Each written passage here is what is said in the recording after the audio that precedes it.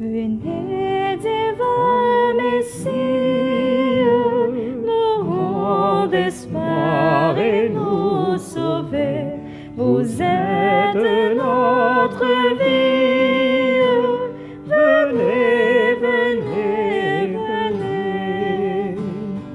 Ô Fils de Dieu, ne tardez pas par votre corps, donnez la joie à notre monde en désarroi. Dites-nous encore de quel amour vous nous aimez, tant d'hommes vous ignorent. Venez, venez, venez, venez, divin Messie, nous rendre espoir et nous sauver. Vous êtes notre vie. Venez, venez, venez.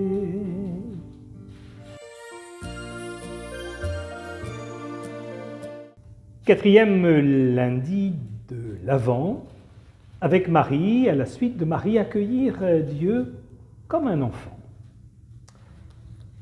Nous méditions en ce quatrième dimanche de l'Avent de nouveau ce récit de l'annonce faite à Marie par l'ange Gabriel. Et nous avons toujours bonheur à méditer cette page de l'Écriture. La manière dont l'ange annonce à Marie non seulement une grande joie, mais aussi l'invite à rester paisible, à ne pas s'inquiéter, à ne pas craindre. Et à la question posée par Marie, mais comment cela se fera-t-il que je puisse accueillir ainsi celui qui portera le nom de Jésus? Comment le pourrais-je accueillir de Dieu? À la réponse satisfaisante de l'ange Gabriel, alors Marie répond « Qu'il me soit fait selon votre parole ». Alors nous nous retrouvons en cette quatrième semaine, en ce quatrième lundi de l'Avent, peut-être pour approfondir cela, cet accueil à la suite de Marie, de Dieu, découvert, reçu comme un enfant. Nous le faisons avec la famille Martin dans cette maison qui a été la leur, dans ce sanctuaire d'Alençon. Et nous le faisons en nous rappelant cette page bien connue, j'imagine, de beaucoup d'entre vous, déterminante dans le récit de la vie de Thérèse, cette page de ce soir de Noël 1886, où Thérèse nous dit avoir fait l'expérience de retrouver cette force d'âme qu'elle avait perdue du fait d'abord de la mort de sa maman, puis de l'entrée de Pauline au Carmel. Elle était d'une hypersensibilité. Et là, ce soir-là, elle a cette conscience que cette force qu'elle avait perdue intérieure, elle la retrouve. Et elle nous dit en cette nuit où il, le Christ, se fit faible et souffrant pour mon amour, il me rendit forte et courageuse. Et depuis lors, je courais de victoire en victoire. Un événement bien connu de la vie de Thérèse et de sa famille, mais qu'il serait sympathique de rapprocher d'un autre événement qui a eu lieu ce même Noël 1886 et qui est peut-être moins familier à un certain nombre d'entre vous.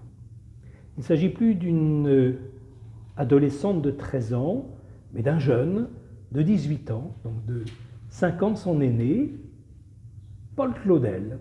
Paul Claudel qui s'illustrera par la suite comme un des grands auteurs français du XXe siècle, mais aussi comme diplomate, et qui, ce même Noël 86, mais dans un tout autre état d'esprit, non plus à la cathédrale de Lisieux, comme Thérèse qui en sortait, mais à la cathédrale de Paris, à Notre-Dame de Paris, dans la journée du 25 décembre, il se rend à l'église.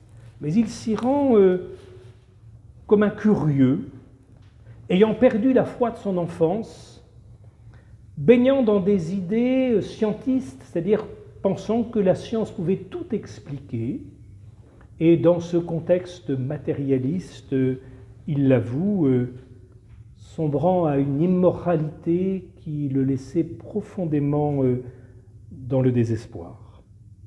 Et tandis qu'il participait ainsi à ces vêpres de Noël en la cathédrale de Paris, il nous dit ceci: « En un instant, mon cœur fut touché et je crus d'une telle force d'adhésion, d'un tel soulèvement de tout mon être, d'une conviction si puissante, d'une telle certitude ne laissant place à aucune espèce de doute, que depuis, tous les livres, tous les raisonnements, tous les hasards d'une vie agitée n'ont pas pu ébranler ma foi, ni à vrai dire la toucher.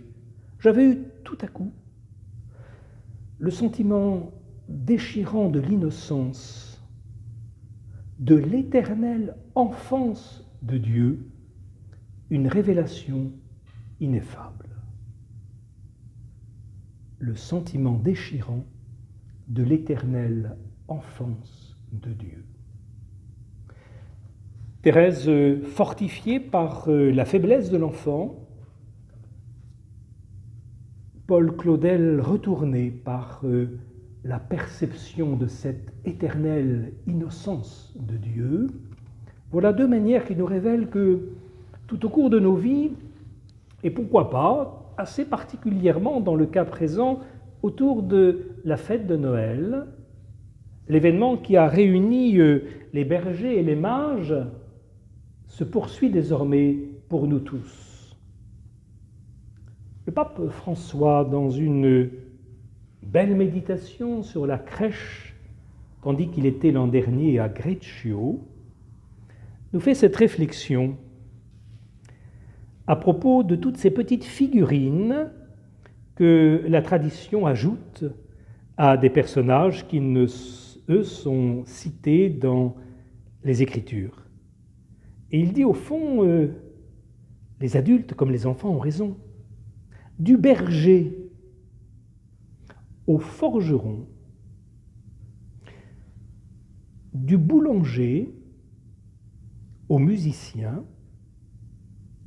de la femme qui porte une cruche aux enfants qui jouent, tout cela, ajoute le pape, représente la sainteté au quotidien, la joie d'accueillir et d'accomplir les choses de la vie courante d'une manière extraordinaire lorsque Jésus partage sa vie divine avec nous. Ainsi, l'enfant Dieu, pourrions-nous ajouter, devient capable d'attirer à lui des personnes aussi diverses que, en son temps, les bergers et les mages, que depuis lors, tant d'hommes et de femmes et d'enfants, leur faisant vivre entre eux une expérience profondément fraternelle. Et citant le pape, pour conclure, de la crèche, Jésus a proclamé avec une douce puissance l'appel à partager avec les plus petits et de constituer ainsi un monde plus heureux et plus fraternel, où personne n'est exclu ni marginalisé. Alors en ce temps, Seigneur, en ces mois si profondément marqués par cette pénible expérience du Covid ici et à travers le monde, puisse cette année particulièrement la célébration de ta venue permettre à chacun de faire un pas décisif, non pas vers la distanciation sociale, mais vers l'amitié sociale, comme aime à dire le pape François, faisant un pas vers plus de solidarité avec ceux qui nous entourent. Alors Seigneur, aide chacun d'entre nous à chercher, à trouver ce qui va permettre l'avènement de cette société plus plus fraternelle et de s'y engager. Bon Noël à tous.